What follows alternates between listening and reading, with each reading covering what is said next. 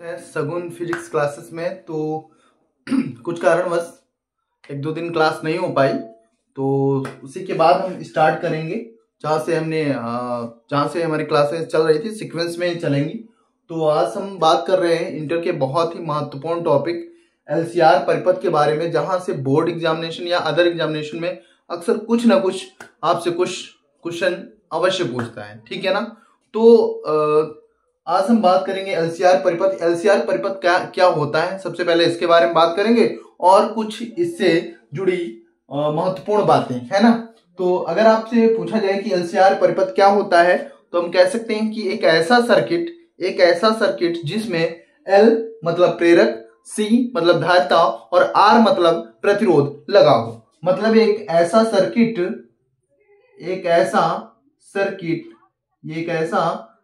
जिसमें एक कुंडली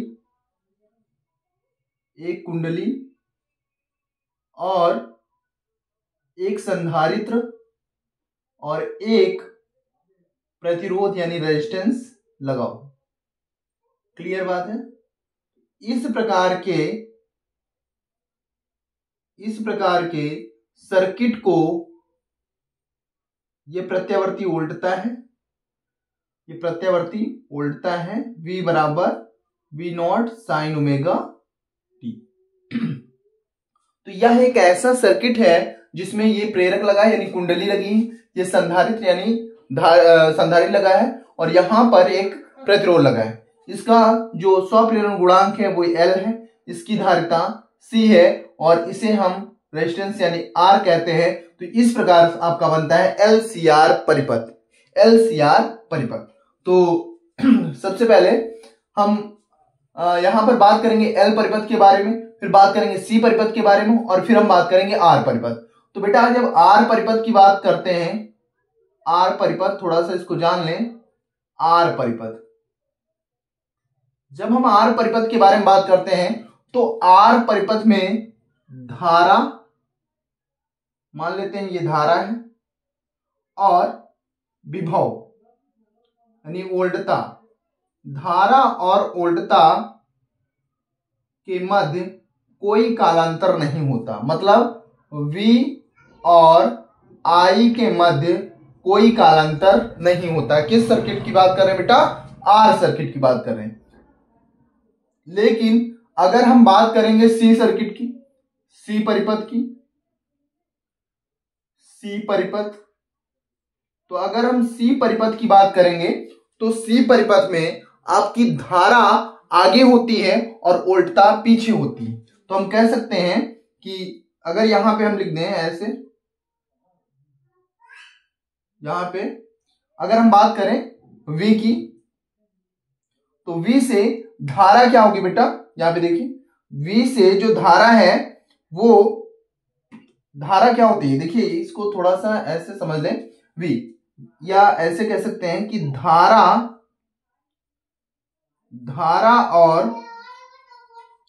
और वोल्टता के मध्य जो कालांतर होता है, वो π/2 का होता है यानी 90 का, है ना। यानी C परिपथ में धारा आगे होती, तो आगे केस में हम ऊपर की ओर जाएंगे, ये हो जाएगी 90 यानी π/2। क्लियर है, ये धारा होगी। लेकिन अगर हम बात करें कि R परिपथ, C परिपथ और अब बात करेंगे L परिपथ की, किसकी? L परिपथ। तो अगर L परिपथ की बात करें, अब इसमें देखिए अगर हम बात करें कि हम यहां पर I ले ले, तो इसको ऐसे भी कह सकते हैं बेटा। देखो अगर हम इसको I मान लें तो ऐसा भी कह सकते हैं कि धारा I से, अगर वोल्टता से धारा आगे है तो ऊपर जाएगा। लेकिन अगर ये कहा जाए कि धारा से वोल्टता पीछे है, कितना? π/2, पश्चगामी है वोल्टता, धारा अग्रगामी है तो वोल्टता पश्चगामी, कितना? π/2। तो अगर यहां पर हम क्या मान लें? V मान लें, तो यहां पे जो I ऊपर है, ये I कहां चला जाएगा? नीचे की ओर। यानी कुछ इस प्रकार से इसको बना सकते हैं। ध्यान से समझिए कि अगर ये उल्टता है ना, तो धारा कहाँ होगी, नीचे की ओर। क्यों, क्योंकि तभी से तो इससे 90/90 आगे होगी। अब देखो अगर एल परिपथ की बात करें, दोनों डायग्राम सही है। अगर हम यहां से v मान लेंगे तो आपका ये i ऊपर की ओर हो जाएगा, ऐसा भी कह सकते हैं। इसमें भी π/2। क्लियर है? एक बार फ्रेम चेक कर लेता हूं। ठीक है, कोई समस्या नहीं है संभवतः। ठीक है, अब क्या है कि अगर एल परिपथ है तो एल परिपथ में अगर v ये है तो इसमें धारा नीचे की ओर, क्योंकि इसमें भी कालांतर π/2 का होता है, π/2। इसमें धारा उल्टता से पीछे होती, उल्टता से पीछे। यहां पे लिख सकते हैं धारा उल्टता से क्या होती है, धारा उल्टता से पश्चगामी होती है, पश्चगामी होती है। ठीक है, तो इसमें एक ही ग्राफ समझे, ये दोनों सही है तो इसमें हम कह सकते हैं, लेकिन आप सिर्फ ये जानिए। और इसमें धारा अग्रगामी होती है ना, धारा अग्रगामी होती है, तो ये उल्टता और धारा अग्रगामी यानी आई। ठीक है, धारा अग्रगामी हो गई। अब देखो π/2 यहां पर भी, इसमें कोई कालांतर नहीं होता, दोनों एक ही डायरेक्शन में होते हैं। तो जरा यहाँ पे हम इनका यहां भी बात करें तो दोनों एक ही डायरेक्शन में, यानी v भी और i भी दोनों एक ही डायरेक्शन में। यहां पर अगर C परिपथ है तो सीरीज सर्किट ये है, तो अगर हम ये मान लें V और यहां पे मान लें क्या VLC, ये है ना, तो VC है ना, तो ये हो जाएगा I। लेकिन अगर हम बात करें, ये मान लें I को हम यहां कर लें, तो VC को हम क्या कर लेंगे, नीचे कर लेंगे। कोई समस्या? तो ये हो जाएगा I और ये हो जाएगा VC। क्लियर है? यहां पर ये I है तो इसमें VL आपका आगे होगा, तो VL हो जाएगा। अब इन तीनों ग्राफ को हम मिलाकर एक ग्राफ बनाएंगे। देखिए ये क्या है बेटा, VR, क्या हो गया, VR। क्लियर बात है ना? अब देखो VR धारा की दिशा में, धारा दोनों एक सेम डायरेक्शन में, तो यहां पर VL कहां हो जाएगा, VC कहां हो जाएगा, नीचे की ओर। इसको और इस ग्राफ को हम मिलाकर बनाएंगे, ये हो जाएगा आपका, क्या हो जाएगा, V, यहां पे क्या है, VC। क्लियर है? यहां पर बात करेंगे तो यहां पर भी π/2 है, तो ये VL कहां चला जाएगा, ऊपर, VL। क्लियर बात है ना? अब क्या है कि अगर VL और VC का परिणामी निकालना है, VL और VC का परिणामी, VL और VC का परिणामी, तो बेटा जब VL और VC का परिणामी निकालेंगे तो VL माइनस VC करें या VC माइनस VL करें, तो VC माइनस VL। क्लियर बात है ना? ये हो जाएगा इनका परिणामी। लेकिन यहां पे थोड़ा समझना है बेटा, समझना ये है कि VL माइनस जो VC है, इस चिन्ह का मतलब है कि अगर VL ज्यादा है तो VL माइनस VC, यानी VL में से VC घटा दो, और अगर VC ज्यादा है तो VC माइनस VL कर दो। क्लियर है? तो इसका इन दोनों का एक और दूसरा डायग्राम बनाएंगे, इन दोनों को मिलाकर इनका परिणामी एक हो गया। यहां पर एक ऐसा, ये हो जाएगा VR और ये हो जाएगा VL माइनस VC। क्लियर है? या VC माइनस VL। अब देखिए क्लियर बात है ना? अब इसकी परिणामी उल्टता निकालनी। क्या निकालनी? परिणामी उल्टता। तो ये इसकी परिणामी उल्टता ये हो जाएगी, तो ये हो जाएगी परिणामी उल्टता,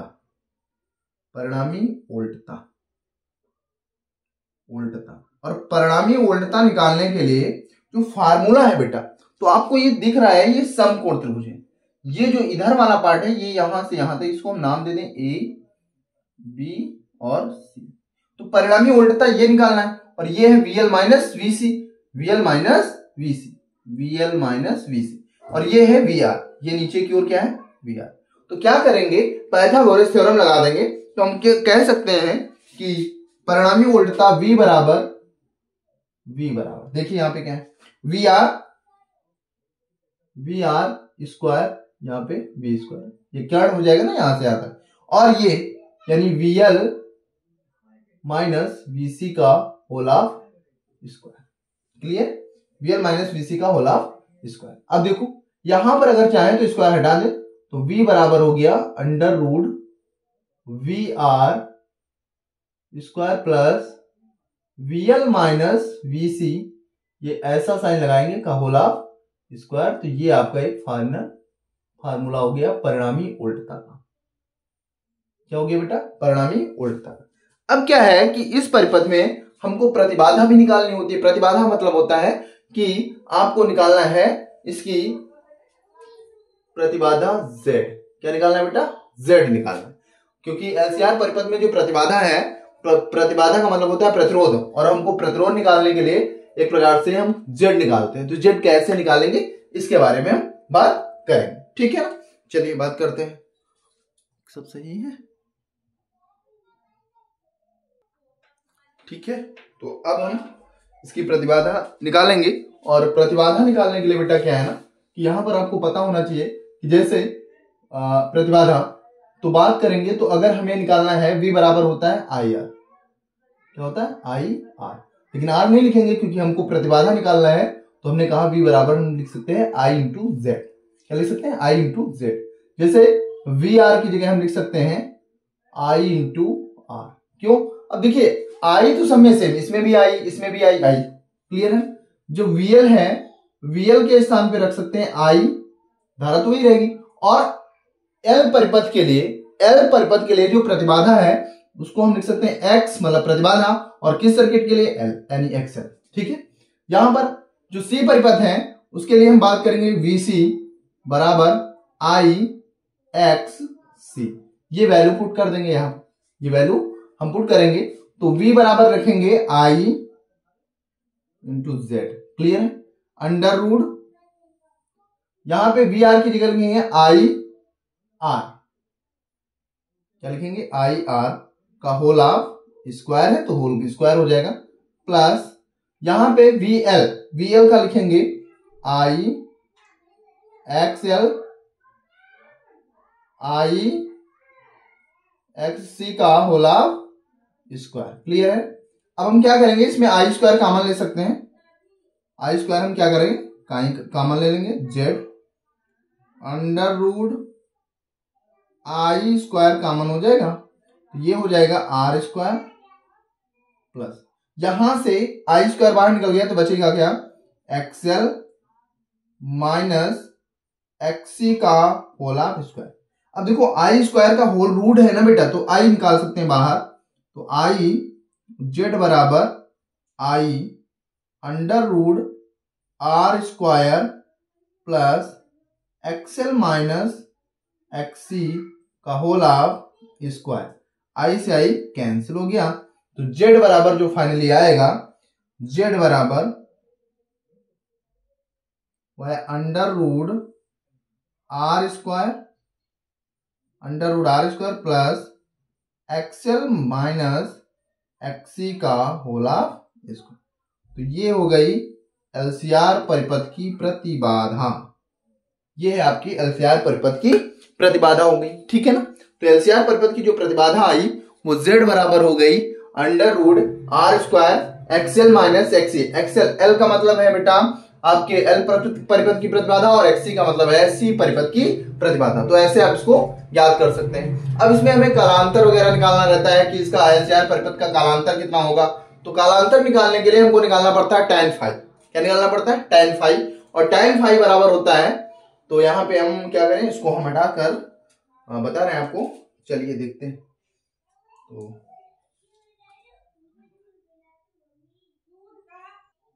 ठीक है बेटा, तो यहाँ पे ये जो वैल्यू होती है, ये इसके पहले बताया गया है, ये हो जाएगी VL माइनस VC माइनस, ये फिर से एक बार बता रहा हूं कि इसका मतलब ये है कि अगर VC ज्यादा है तो VC माइनस VL करेंगे, और अगर VL ज्यादा है तो VL माइनस VC करेंगे। क्लियर है, ये VR हो गया। अब अगर कलांतर आपसे पूछ रहा है, क्या पूछ रहा है? कलांतर। कलांतर, तो अगर कलांतर पूछ रहा है तो कलांतर का मतलब होता है फाई आपसे पूछ रहा है, ठीक है। और प्रतिबाधा हमने निकाल दी यहां से। एलसीआर परिपथ की जो प्रतिबाधा होती है वो Z बराबर अंडर रूट, यहां पे मैंने हालांकि निकाली है, R square plus XL minus XC का होल ऑफ स्क्वायर। ये प्रतिबाधा है किस परिपथ की? एलसीआर परिपथ की, ठीक है। प्रतिबाधा यहां पर लिखना चाहें तो हम कुछ इस प्रकार से समझने के लिए लिख सकते हैं, प्रतिबाधा किस परिपथ की? एलसीआर परिपथ की, ठीक है। अब कालांतर निकालने के लिए फाई निकालना होता है, और ये होता है बेटा फाई, क्या होता है? फाई। तो tan फाई बराबर निकालना होता है, tan फाई बराबर होगा एक्स, अगर पहले हम जान लें, tan फाई बराबर क्या होगा? लंब बटे आधार। आधार, अब लंब की बात करें तो लंब है VL माइनस VC,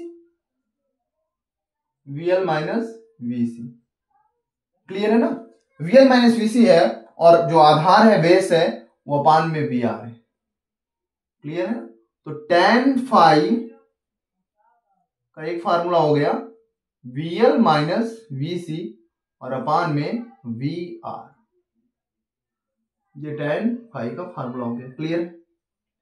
लेकिन अगर आपसे पूछ ले कि आपको प्रतिबाधा दे दे, यानी प्रतिबाधा दे दे, तो हम लिख सकते हैं जहां VL बराबर हो जाएगा I XL, ठीक है ना, और VC बराबर हो जाएगा I XC, और VR बराबर हो जाएगा I R, क्लियर है? ये सारी वैल्यू पुट करेंगे तो tan फाई बराबर होगा, यहां पर VL की जगह लिखेंगे I XL minus I XC बटे I R, क्लियर है? अब क्या करेंगे, यहां पर I कॉमन ले सकते हैं, तो बचेगा XL माइनस XC और अपान में I R, क्लियर है? I से I कैंसिल हो गया, तो बचा आपका क्या? tan फाई बराबर XL माइनस XC और अपान में R, ये भी फार्मूला होता है। यहां पे हो सकता है इस प्रकार का साइन लगा, तो इसका मतलब यही है कि जिसमें से जो घटाने के लिए कहें। उसके बाद शक्ति गुणांक कभी कभी पूछ लेता है, शक्ति गुणांक। शक्ति गुणांक समझ लीजिए, 3-4 बातें पूछता है शक्ति गुणांक।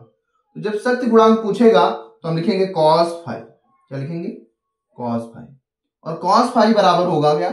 cos, ये तो आपकी z होती है बेटा, प्रतिबाधा क्या होती है? z। तो cos बराबर होता क्या है? cos फाई बराबर होगा, यहां पर देखिए क्या होगा? आधार बटे काण। तो आधार की बात करें तो यहां पे हो जाएगा, आधार होता है R अपान Z। तो cos फाई का जो फार्मूला है वो होता है R बाई Z, क्लियर है ना? तो ये भी आपको याद रखना है। तो ये इतने सारे फार्मूले हैं जो कि आपको याद रखना है। एक तो प्रतिबाधा का याद रखना है, उसके बाद कालांतर, और फिर शक्ति गुणांक। कालांतर भी मोस्ट इंपॉर्टेंट है, अक्सर पूछा जाता है, शक्ति गुणांक भी पूछा जाता है, और बाकी प्रतिबाधा तो पूछी जाती है। उसके बाद मोस्ट इंपॉर्टेंट टॉपिक इससे निकल के आता है कि अनुनादी परिपथ क्या होता है, रेजोनेंस क्या होता है, तो उसके बारे में हम बात करेंगे। तो चलिए बात करते हैं अनुनाद सर्किट के बारे में। तो अनुनादी परिपथ के बारे में बात करेंगे, क्या होता है अनुनादी परिपथ। तो अभी हम पढ़ रहे थे, जो परिपथ था वो एलसीआर परिपथ था। फिर एक बार फिर से इसका डायग्राम समझ लेते हैं। एल है ना, सॉरी प्रेरक, एल मतलब पहले हम प्रेरक लगा लेंगे, कुंडली, फिर सी और फिर आर। तो ये आपका ये एलसीआर परिपथ है। कैसा परिपथ है? एलसीआर परिपथ। अब अगर एलसीआर परिपथ में इसकी प्रतिबाधा को हम XL लिखते हैं, इसकी प्रतिबाधा को XC लिखते हैं, और इसकी प्रतिबाधा को R लिख सकते हैं, क्लियर है? क्योंकि वो रेजिस्टेंस है, प्रतिरोध है, तो उसकी प्रतिबाधा प्रतिरोध के बराबर ही होती है, तो उसमें हम R ही लिख रहे हैं, ठीक है? XL XC ये ध्यान रखना है।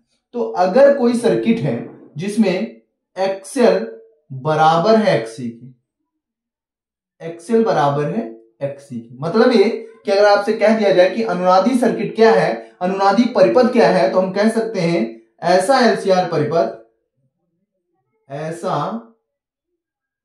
एलसीआर परिपथ, ऐसा एलसीआर परिपथ, ऐसा एलसीआर परिपथ जिसमें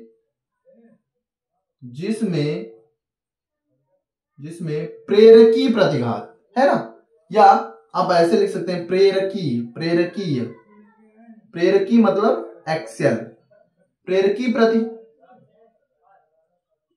बाधा या प्रतिघात लिखिए, प्रेरकी प्रतिघात तथा धारतीय प्रतिघात, धारतीय प्रतिघात क्या हो, बराबर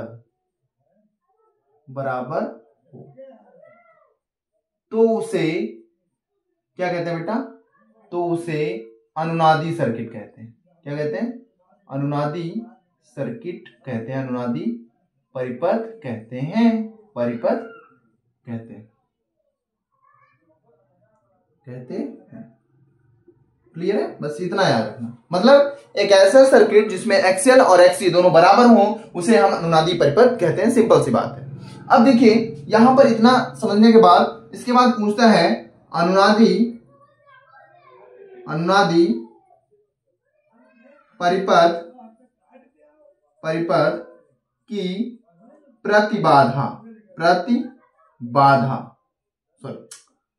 प्रतिबाधा भी पूछ सकता है, हालांकि बाद में अभी बात करेंगे। अनुनादी परिपथ की आवृत्ति पूछ सकता है आपसे। तो आवृत्ति निकालने के लिए हम क्या करेंगे? आवृत्ति दो प्रकार की, एक तो आवृत्ति और एक कोणीय आवृत्ति, दोनों प्रकार से आप देख लीजिए। क्या है कि एक्सएल बराबर है एक्सी के, क्लियर है? एक्सएल बराबर होता है जहां,